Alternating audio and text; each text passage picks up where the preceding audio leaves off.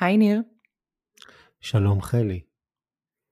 אנחנו בשלושה פרקים מיוחדים של הפודקאסט Upskill Yourself, היום ה-25 באוקטובר 2023, ואנחנו מקליטים שלושה פרקים מיוחדים בעקבות מצב המלחמה שיש כרגע בישראל, במטרה לתת כלים למנהלות ומנהלים להתמודד עם המצב. יאללה, התחלנו.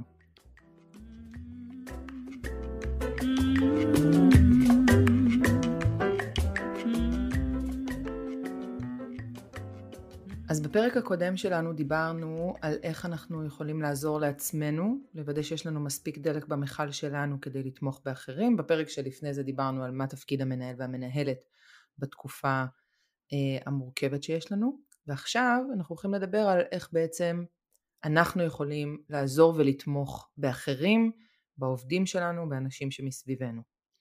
אני מזכיר שאחד התפקידים העיקריים שלנו זה לייצר רציפות לעובד. אני חושב חלי שאולי כדאי לקחת את המושג רציפות ולפרק אותו באמת לכלים פרקטיים. איך אני נותן לעובד תחושה שיש פה כרגע משהו רציף שמהווה בשבילו איזשהו בסיס, תשתית, מרחב מוגן. אני חושבת שהמפתח לדבר הזה זה לייצר איזון בין אמפתיה להצבת גבולות. כי דיברנו בפרקים הקודמים על המורכבות שכולנו חווים, לכולנו מאוד מאוד קשה, וכל אחד מאיתנו נמצא במקום אחר וחווה קשיים שהם קצת אחרים. והתפקיד שלי בתור מנהלת זה להיות במקום מאוד מכיל ומאוד אמפתי לסיטואציה של כל עובד ועובדת שלי, זה צד אחד. ובאותה נשימה מהצד השני, יש לי גם אחריות להמשיך את הרציפות העסקית שלנו, וגם יש לי עוד אחריות לעזור לעובדים ולעובדות שלי להתקדם הלאה, ולצאת רגע גם בעצמם מהמצב הזה של החרדה והדיכאון והעצב והאבל, למקום שהוא פרודוקטיבי ומייצר משהו. זה יעזור לכולנו לעשות משהו שהוא פרודוקטיבי. אז זה קצת כמו בפרק הראשון סיפרתי שהבת שלי בת 4 ביקשה ממני לאכול בימים הראשונים של המלחמה, ואמרתי תודה שהיא פה ומחייבת אותי רגע לצאת מהטלוויזיה כדי שאני אוכל גם לדאוג לעצמי לאוכל. אז זה שאנחנו דואגים לאנשים אחרים עוזר לנו גם לדאוג לעצמנו, ואנחנו כמנהלות ומנהלים יכולים לעזור לעובדים ולעובדות שלנו לחזור לעצמם, להיזכר בערך שלהם, להיזכר במשמעות של העשייה שלהם, ולצאת רגע מהקושי, ולתת למוח שלהם מנוחה מהקושי. חשוב רק לזכור שאנחנו לא גורם טיפולי מקצועי. כל מה שאנחנו עושים זה בתחום האחריות שלנו והמיומנויות שלנו שיש לנו כמנהלים ומנהלות, ומה שתיארת הוא מאוד מעניין כי זה מין תנועה כפולה. מצד אחד אני תומך, מצד שני אני דוחף. זאת אומרת יש פה בו זמנית שתי תנועות, תמיכה ודחיפה, תמיכה ודחיפה. הדוגמה הפשוטה ביותר זה שבעצם ביקשתי מהבת שלי אתמול ללכת איתי לעשות קניות בסופר. כולו ביצים וגבינה צהובה. מבחינתה הלהתארגן ולהתלבש דרש הרבה תמיכה. מצד שני, יאללה בואי, יוצאים. תובילי את העגלה, תגידי את מה את צריכה, אולי יש עוד משהו שאת רוצה, תשלמי את בקופה. זה חשוב כי אנחנו לא רוצים במיוחד בסיטואציות כאלה לייצר תלות של העובד בנו כמנהלים.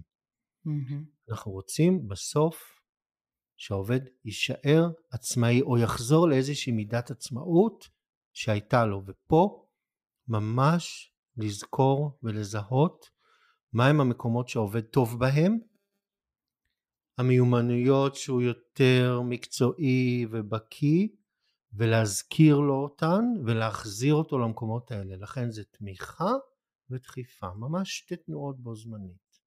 ציינת שאנחנו כמנהלות ומנהלים לא מטפלים, זה לא המקצוע שלנו, ואני חושבת שזו נקודה מאוד מאוד חשובה, ואני רוצה לתת כמה טיפים בהקשר הזה. את הטיפים האלה אני רוצה לשתף מאיפה הגעתי אליהם, לפני כמה שנים הקמתי ביחד עם עוד שתי יזמיות מיזם לתמיכה בנשים שנמצאות במסע להורות, והייתה אחת מהיזמיות של הפרויקט הזה איתנו היא פסיכולוגית רפואית, והיא עזרה לנו בעצם לעשות איזושהי הבחנה במתי אנחנו מלוות את האישה ומתי כבר צריך להפנות אותה לאיזשהו גורם טיפולי. ואני חושבת שהכלים האלה שהיא נתנה לנו אז הם מאוד מאוד רלוונטיים גם היום. והכלי קודם כל אומר מתי צריכה להידלק לי נורה אדומה שהעובד או העובדת שלי במצב שכבר מחייב איזשהו טיפול מקצועי, מתי זה כבר לא התפקיד שלי. ופה כשיש איזושהי פגיעה משמעותית בתפקוד החברתי, בתפקוד בכלל, תפקוד חברתי, תפקוד משפחתי, תפקוד מקצועי, זה יכול להיות שינוי בהרגלי שינה, אני חושבת שאף אחד מאיתנו לא ישן טוב בלילה, אבל אם העובד או העובדת שלי מדווחים שהם לא מצליחים לישון בכלל בלילה, שינוי בתיאבון, הם לא אוכלים בכלל, או לא מצליחים לאכול, או אוכלים יותר מדי, שינוי משמעותי בתיאבון, ירידה משמעותית בהנאה והנאה, באלף ובעין, כשלא מצליחים בעצם לתפקד ולעשות שום דבר חוץ מנניח לשכב במיטה, כשיש הימנעות ממצבים שהם מעוררי חרדה, דחיינות של פרוצדורה רפואית למשל שצריך לעשות, או הימנעות מלאה ממצבים חברתיים, או מכל דבר שקשור לעבודה, או כשיש איזושהי פריצה גדולה של הגבולות שנקבעו בעבודה שלנו. כשיש שילוב של הרבה גורמים כאלה, זה איזושהי נורה אדומה שאנחנו יכולים בעדינות לבדוק אותה. בסדר? שזה אומר קודם כל להביע אמפתיה על הקושי, לתשאל קצת, להבין מה מידת החומרה כרגע.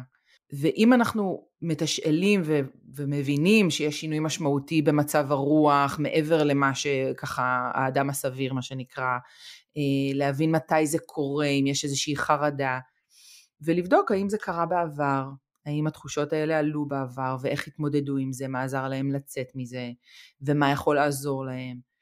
ולהזכיר שהמצב הזה בסוף הוא מצב זמני. זה מרגיש שהמציאות תישאר ככה לתמיד, אבל להיזכר שזה מצב שהוא בסוף זמני. ובמקרה הצורך להזכיר שיש אפשרות לפנות לאנשי מקצוע שיכולים לעזור במקרים כאלה.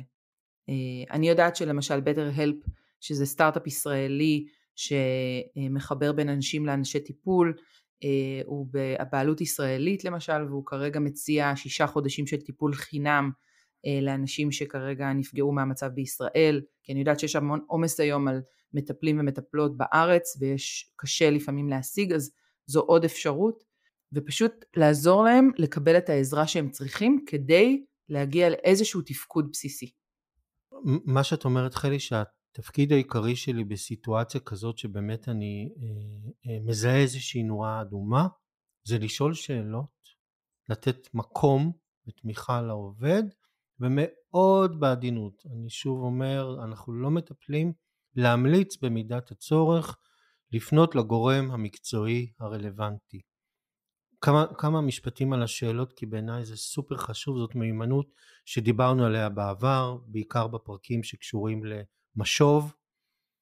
צריך לעשות הבחנה בין שאלות שהן שאלות ידע, אני באמת חוקר, אני מנסה לברר, בוא תספר לי קצת מה קורה, מה השתנה, איך היה היום בבוקר, איך הגעת לפה, שאלות מאוד אינפורמטיביות. יש שאלות שבעזרתן אני מנסה לשקף לעובד איפה הוא נמצא, כי הרבה פעמים הוא לא מודע לזה שהוא כרגע הגיע, טרוט, עיניים אדומות, לבוש מרושל, לא הסתרק, אני משקף את זה מאוד בעדינות. יש שאלות שבעזרתם אני מנסה קצת לתת לו פרשנות למה שקורה עכשיו. תראה, בוא, אתה לא בפוקוס, בוא, אתה מוטרד, אני רואה שאתה לא כתמול שלשום.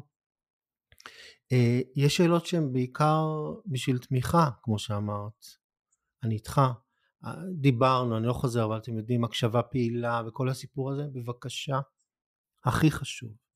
לא משנה כרגע אם אתם פרונטלי, או ברימוט, או בזום, או בגוגל מיט, קשר עין. הקשר עין במקרה הזה הוא סופר קריטי, ואחד הסימנים לנורה אדומה זה שהעובד לא מייצר איתי קשר עין.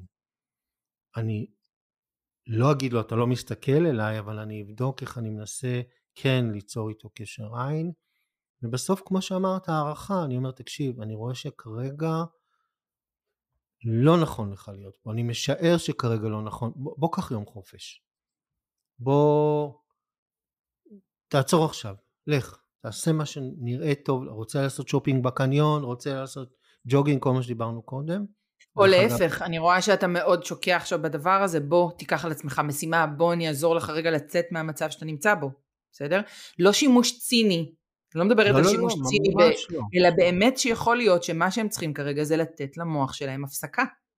וההתעסקות בעבודה יכולה לגמרי להיות הפסקה קוגניטיבית למוח לנוח.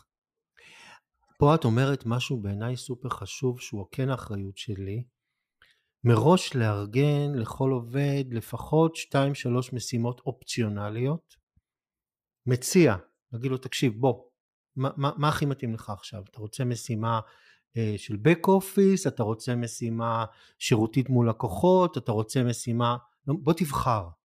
וברגע שהוא בוחר, אני מחזיר לו את השליטה ואת האחריות שלו, וזה פשוט נפלא. אז אם אנחנו רגע מסכמים את מה שאמרת, שהוא סופר חשוב, זה לשאול שאלות. עכשיו, אני אומר את זה כי יש לנו נטייה כמנהלים להציב קביעות, עמדות. אני לא אשכח שמנהלת סיפרה לי, איך שהיא נכנסה לחדר וראיתי אותה כל כך נסערת, ישר חשבתי איך אני יכולה לעזור לה. דקה, תנסי לברר מה קורה. תנסי דרך השאלות, גם בשבילך, לשהות רגע במצב, כמה שזה קשה ומורכב. בכי הוא דבר מצוין. תנו לו לגיטימציה, תנו לו מקום, שהטישו יהיה לכם תמיד בכיס, כוס מים זמינה, זה בדיוק המקום הרגשי או השיח הרגשי שדיברנו עליו בפרק הקודם. אני חושבת שכדי שנצליח לעשות את הדבר הזה, אנחנו צריכים לייצר לנו מספר פעמים בשבוע לדעתי, כל אחד לפי הצורך, פגישות 1 על 1 עם העובדים שלנו. שם נוכל לייצר את המרחב הבטוח הזה רגע לשיתוף, להבין מה העובדים שלי צריכים כרגע, איפה האתגרים שלהם, איפה הם מרגישים יותר בנוח ויותר בטוב, ולנהל את הדיאלוג הזה. זה לא חייב להיות פגישה ארוכה, אפשר לעשות פגישות של רבע שעה, של חצי שעה, אבל לוודא שיש לי one on one עם העובדים שלי. אז אני רוצה לקחת את זה כבר לכותרת, שהתפקיד שלי זה לנסות לייצר איזושהי שגרה מאורגנת, אבל מאורגנת היטב. לא יודע, משמרות, הפסקות, שיחות 1 על 1, כל הדברים האלה צריכים להיות מאוד מאורגנים, ואני רוצה להוסיף עוד משהו, שאני יכול להציע או להראות דאגה לצרכים הבסיסיים של העובד. בוא, קח כמה דקות הפסקה, חבר'ה יאללה, סבב עוגיות, משהו שבאמת ייתן לו, אפרופו סלף קיר ואפרופו מאסלו, בצרכים הבסיסיים. גם לשאול, אכלת היום? את התקלחת? את בבקשה, ישנת בלילה?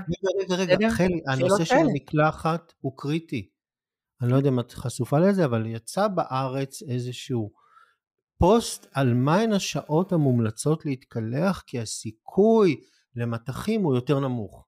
אני ראיתי פוסטים של נשים ספציפית ברשת שאומרות, אני 5 ימים לא התקלחתי, כי פחדתי שתתפוס אותי הזקה. ואחרי שיח קצר ברשת שהגיבו לה ואמרו לה, אז היא כתבה אחרי זה, נכנסתי עכשיו להתקלח, תודה על זה. אז זה בדברים הכי בסיסיים, שלפעמים אנחנו בכלל לא חושבים עליהם, הם משמעותיים, וזה המקום שלנו לתמוך ולהיות שם, וגם לשאול את עצמי, מתי פעם אחרונה התקלחתי? ואם התשובה היא לפני מספר ימים, אז זה הזמן עכשיו לסלף קר הזה. ובמקביל, אם זה מתאים, להכניס הומור. ההומור יכול להיות גם הומור על המצב, הומור יכול להיות גם על משהו חיצוני, אפרופו הסדרה שאמרת, שאת פשוט ישבת והתגלגלת מצחוק. יש משהו בהומור שהוא משחרר, אנדומורפין וכל כל הדברים האלה שאנחנו יודעים שהוא טוב, ולתת לו לגיטימציה. זה מעולה שאם בעבר כמנהל הייתי טיפה יותר מקפיד על האווירה המאוד רשמית או מקצועית או פורמלית במשרד, קצת לשחרר. בואו. לזכור שכשאנחנו צוחקים כרגע, זה תרופה לנפש שלנו. זה כמו לתת אנטיביוטיקה. בסדר? כי הנפש שלנו פצועה, היא צריכה קצת הפסקות. אני מזכירה שהנפש שלנו כרגע פצועה, היא מדממת, והיא צריכה עזרה בדיוק כמו פצע או שבר שיכול להיות לנו בגוף. בסדר? אני חושבת שעוד אחד מהכלים שדיברנו עליו קצת בפרק הקודם, ואני רוצה לפרט אותו קצת יותר, זה לתעדף.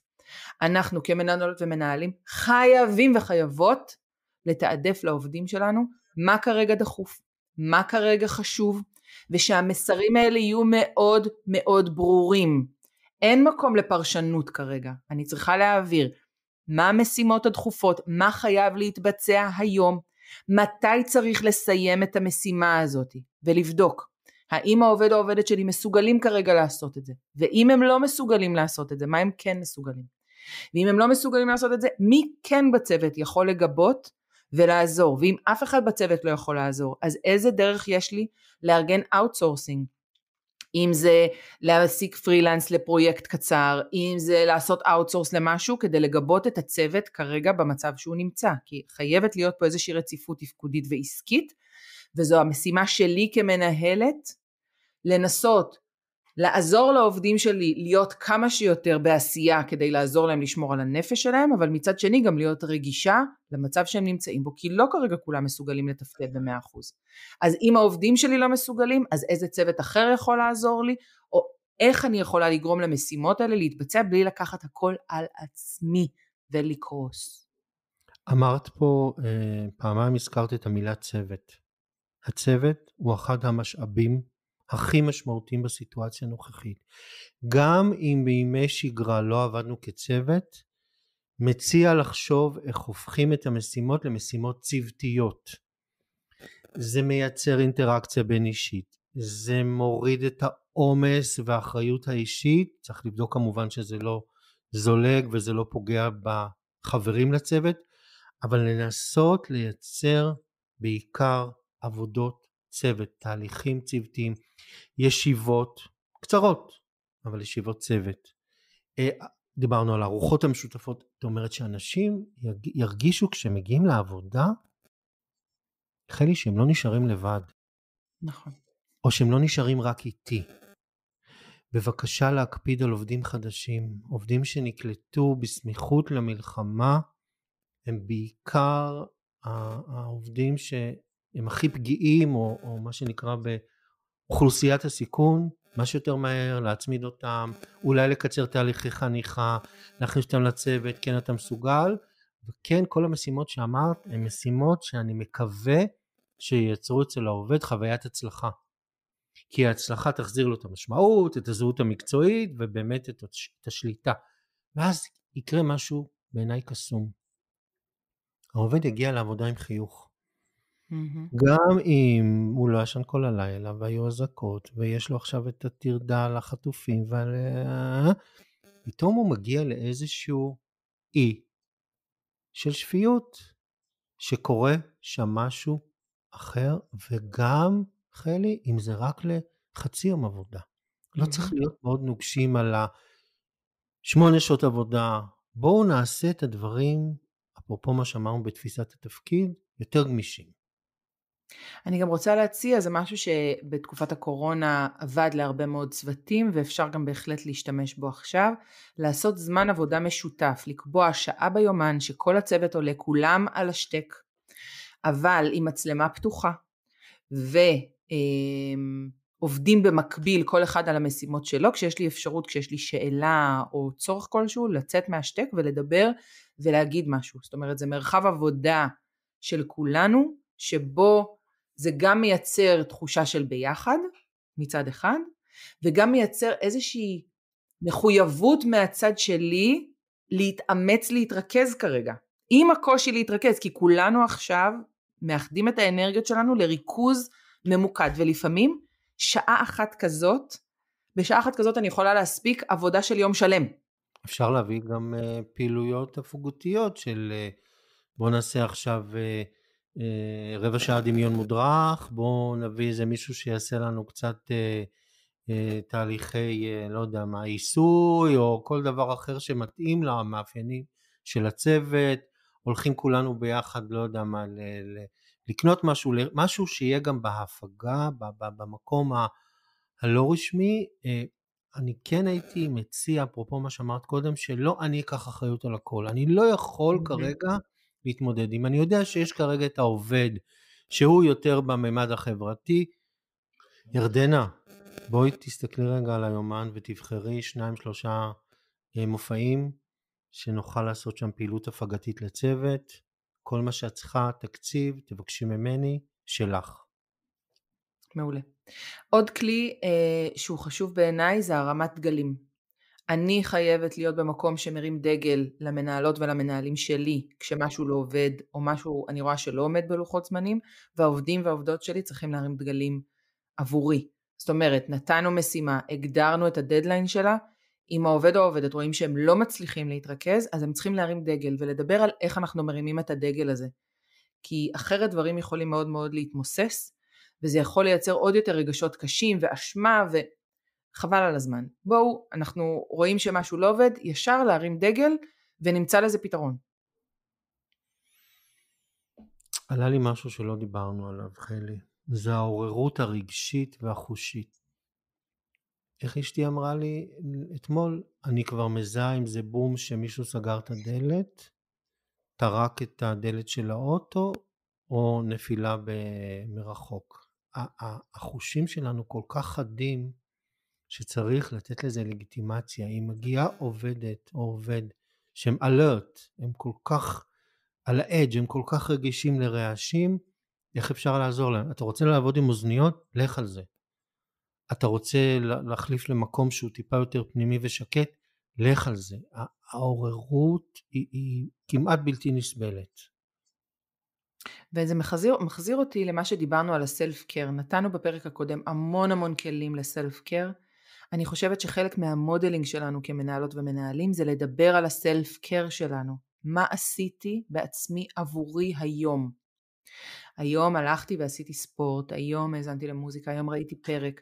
מה עזר לי לצאת מהקושי ומהאתגר? ולהציע לעובדים ולעובדות שלי את הטיפים האלה שנתנו, כדי לעזור לעצמם לעשות את הסלף קר הזה ולעודד אותם לעשות אותו. היום, חלי, חצי שעה, שכבתי על המיטה. זה התחיל מזה שלקחתי ספר מקצועי, התחלתי לקרוא והבנתי שאני לא קורא. קראתי למרגו, הכלבה המדהימה שלי. שמתי אותה על הבטן וליטפתי אותה חצי שעה. מאוד מאוד מאוד מומלץ להיעזר בבעלי חיים, הם גורם מרגיע נפלא. ואפרופו מודלינג, לדעתי בחוויה האישית שלי מה שאנחנו עושים עכשיו זה סלף קר.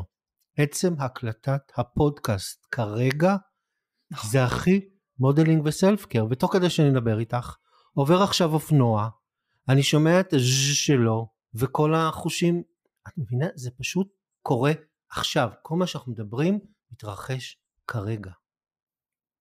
לגמרי, ואתה יודע, אנחנו עושים את הכי טוב שלנו. אנחנו באמת עושים את הכי טוב שלנו, ולהיות בחמלה עצמית כלפי הדבר הזה, ולתת לעצמי פידבק על הדבר הזה, זה כל כך חשוב. אני אתמול פגשתי חברה ישראלית, שכל כך כועסת על עצמה, שהיא לא מצליחה לעשות שום דבר. ועצם הכעס העצמי הזה לא מאפשר לה לעשות שום דבר. ודיברנו על זה של איך אני מעבירה לעצמי פידבק, ובמקום להגיד לעצמי, נו עוד פעם, את כזאת חלשה, או את כזאת טיפשה, את לא מצליחה לעשות, הנה, את לא מועילה לאף אחד, הנה, את רואה? במקום לדבר לעצמי בשפה כזאת מורידה, להיות רגע בחמלה, וכשאני מדברת על חמלה, אני לא מדברת על לוותר לעצמי. אני לא רוצה לוותר, לא לעצמי ולא לאחרים. אבל אני כן יכולה להגיד, אוקיי, חלי, את עכשיו אמרת לעצמך שתעשי את המשימה הזאת ולא ביצעת אותה. אז בוא נשאל רגע למה. מה הקשה עלייך? מה את צריכה? אולי את צריכה עכשיו ללכת לחבק מישהו, אולי את צריכה עכשיו לעשות מדיטציה, אולי את צריכה לנשום רגע. מה חלי יעזור לך להצליח לעשות את זה? ולתת לעצמי את הלגיטימציה לזה, וגם להגיד, אוקיי, אז חלי, עכשיו את מתחייבת, אני מדברת לעצמי, כן? מתחייבת כלפי עצמך, שעכשיו חצי שעה את שמה טיימר, ואת לא פותחת חדשות חצי שעה. ויכול להיות שאני צריכה להתחיל ב5 דקות, בסדר? אבל לשים לעצמי יעדים ולהרגיש כל הזמן שאני מתקדמת, גם אם זה בצעדים קטנים, אבל אני מתקדמת. עובדת שאומרת אני לא מצליחה להתרכז מול המסך, לא מצליחה לעשות את המשימות שלי, אני רואה את המייל ואני לא מצליח, זה לא, ואז היא אמרה לי משהו מדליק, זה לא לי, למנהל שאני אוהבת לאפות, אמרתי להם מעולה, איך הביתה? טפי, תבואי מחר בבוקר עם העוגיות לצוות, תחלקי לנו. עכשיו מה שקרה, אפרופו חמלה עצמית, היא כבר לא כעסה על עצמה והיא לא הייתה מתוסכלת מזה שהיא לא מצליחה לקרוא את המיילים ולעשות את המשימות. ברגע שהיא חילקה את העוגיות וכולם, טוב, היא באמת הופעה מדהימה ומעולה, מנה היא צריכה להיות קונדיטורית, משהו השתחרר אצלה, ואז היא יכלה לחזור למשימות. בדיוק, כזה. ולכל אחד ואחת מאיתנו יש את הדבר הזה. נניח עכשיו, אחרי שאנחנו מקליטים את הפודקאסט, אז יהיה לי הרבה יותר מוטיבציה להתרכז ולעשות דברים שאני צריכה לעשות, לעומת איך שהייתי היום בבוקר. כי נתתי לעצמי את הדבר הזה שעוזר ללב שלי להיפתח. אז בוא נסכם רגע. איך אנחנו יכולים בדרך הכי טובה לתמוך בעובדים שלנו ולעזור להם. אז אחד, דיברנו על הצורך שלנו לאזן בין אמפתיה והכלה של המצב, לבין איזושהי הצבת גבולות ומיקוד בהמשכיות העסקית שלנו. דיברנו על זה שהכלים לעשות את זה, זה לייצר פגישות אחד על אחד עם העובדים שלנו, ולוודא מה המצב שלהם, מה הם מסוגלים לעשות, מה לא, ולעזור להם to push themselves קצת, כאילו כן לעזור להם ולעודד אותם לעשות יותר ממה שאולי נדמה להם שהם יכולים, כדי גם להגן על הנפש שלהם. דיברנו על הצורך העצום בלתעדף ולהגדיר מה דחוף, מה חשוב, מה צריך לסיים, מתי צריך לסיים, ולדבר בצוות מי עושה איזה משימה, ומי מגבה איזה משימה, להרים דגל, גם אני למנהלים ולמנהלות שלי, וגם העובדים שלי כלפיי כשמשהו לא מצליח לעבוד, ולבדוק אולי אפשרויות נוספות, כמו להעסיק פרילנסרים, כדי שיתמכו כרגע בצוות, במצב הזמני שלנו, אם כרגע יש לנו קושי גדול. דיברנו על הצורך שלנו לעשות מודלינג לסלף קר, ולעודד את העובדים והעובדות שלנו לסלף קר, ולבדוק האם הם שומרים על עצמם, האם הם אוכלים, האם הם ישנים, ולעודד אותם אם יש צורך, לקבל גם תמיכה ועזרה מקצועית. שיר לסיכום? שיר לסיכום.